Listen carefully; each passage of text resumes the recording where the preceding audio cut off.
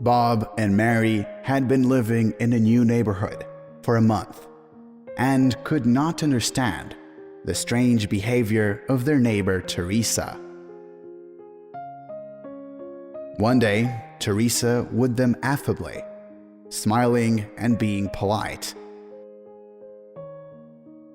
And the next, she would silently walk by, casting a frown at her neighbors and nodding dryly in response to their greetings.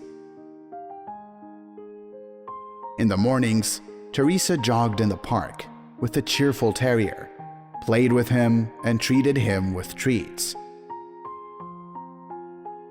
And in the evening, standing at the hedge with a fluffy striped cat in her arms, she frequently reasoned that dogs were rather stupid creatures, and only cats were the kings of the animal world. Sometimes she would sit on the porch in a beautiful dress and embroider to classical music.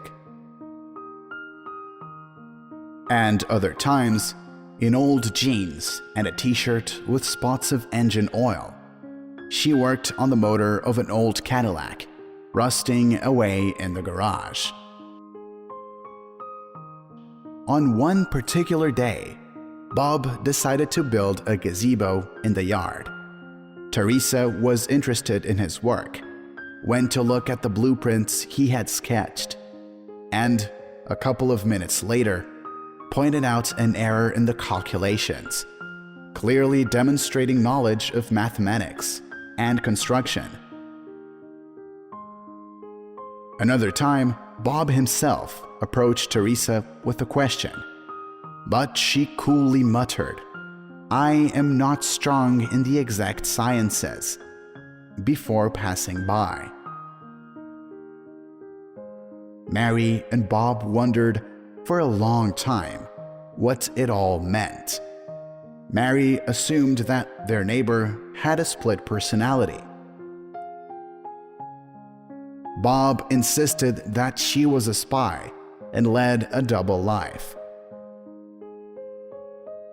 But one day, Mary, standing on a ladder, decorated the porch posts with a festive garland and asked Teresa to help fix the slipping end. She refused, citing a strong fear of heights.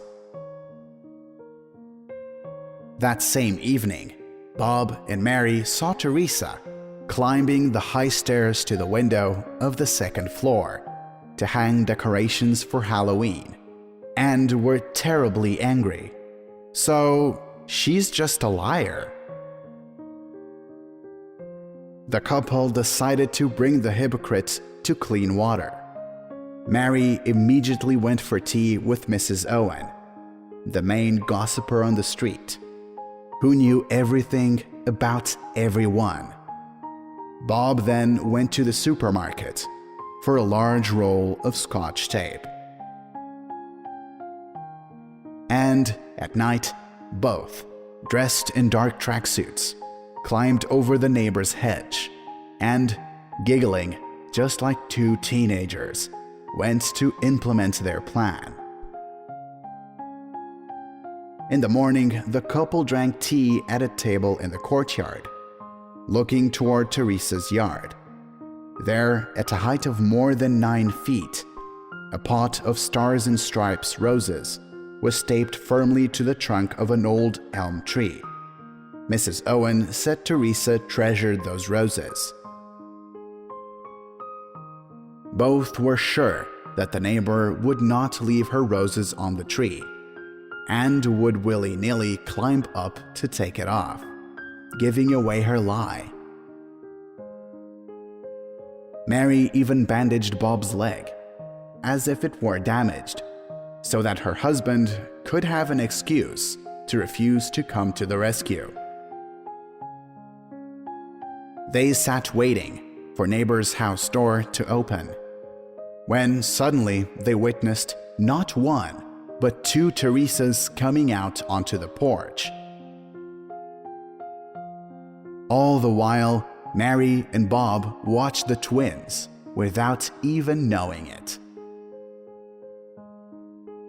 Sometimes the simplest solution turns out to be the most correct, and there is no need to build complex theories to find out the truth.